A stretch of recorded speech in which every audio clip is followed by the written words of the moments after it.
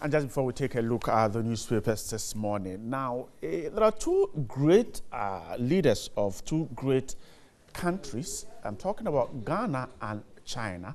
And so if you talk about Mao Zedong of China and Osajifo Dr. Nkrumah, these are leaders who have shown what it takes to lead a country to success. Now, monuments of these two leaders have been erected in their various countries to preserve their legacies. Now, Spencer Kwame Mensah Boateng has been looking at these monuments in the two countries, Ghana and China. Take a look.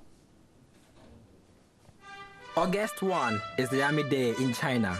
The public holiday celebrates the formation of the People's Liberation Army by the Communist Party. It was on this day that Mao Zedong, the leader of the Communist Party of China, CPC, who defeated the nationalist government and proclaimed the People's Republic of China, is honored. At the Zedong Mao Museum, the birthplace and where the first president of the People's Republic of China spent his childhood, tourists from home and abroad troop in on August 1.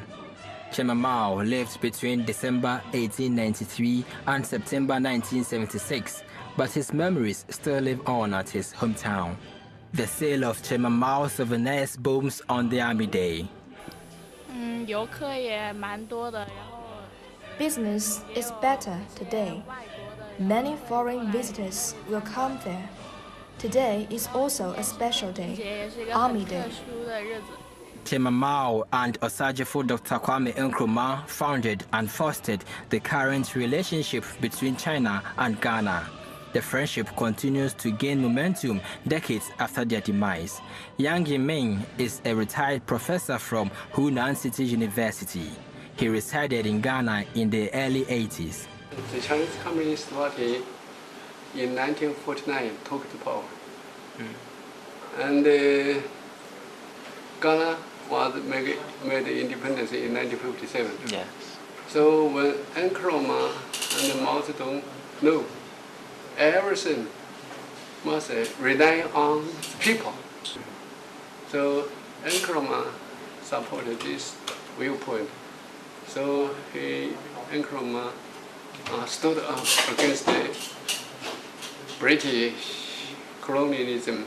He made independence in 1957. Yes. So a few years. So these two big men were the same friends. Were the friends, and they all anti-imperialism and all reactionarism, colonialism. Another area receiving attention is the hometown of Chairman Mao.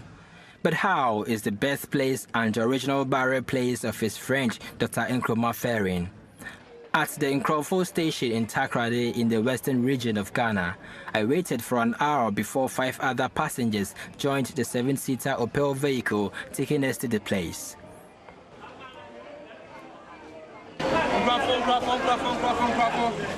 It's less than a 10-minute drive from Isiama in the Elembele district to Nkrumah, but the road is in a bad state.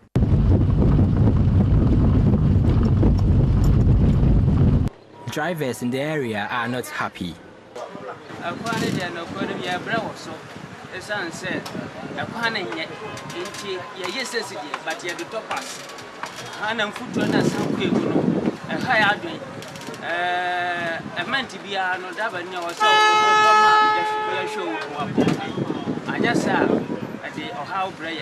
From a distance, the flag of the Republic of Ghana flies high on the Osajifo Dr. Kwame Nkrumah Mausoleum, the birthplace and the original burial place of Dr. Nkrumah.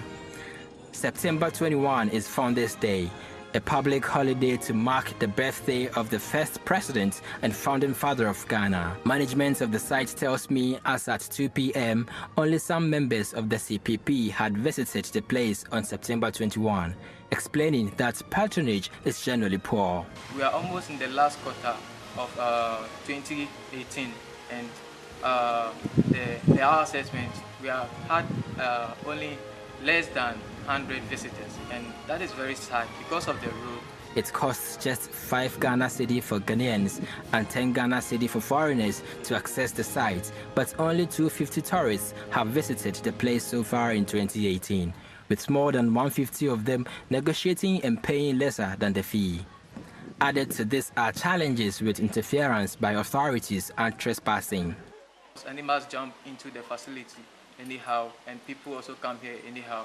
So we're able to raise $1 million to raise the walls and to drain the water. How did you raise the money?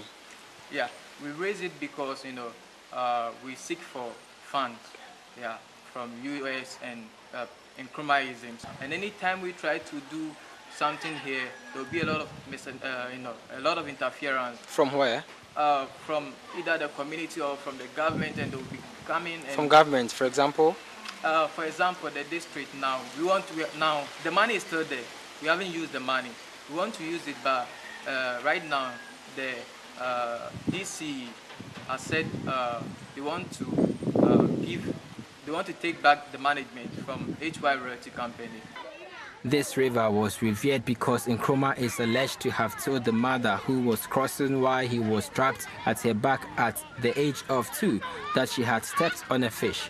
The mother, Mame Nyameba, is alleged to have picked the fish up and fried it for him to become great. Galamsey activities have, however, rendered it muddy, losing its attraction.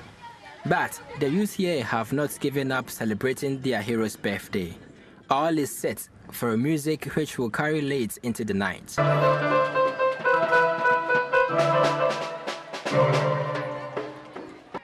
Food vendors hope to cash in on the occasion, else September 21 shall be an ordinary day as far as business at Nkrumah is concerned. Dr. Nkrumah gained independence for Ghana 8 years after Chairman Mao did for China, but the stories from these founding fathers' hometowns are relatively different. Spencer Kobna Boatin Bensa, TVC News, Nkrumah, Ghana.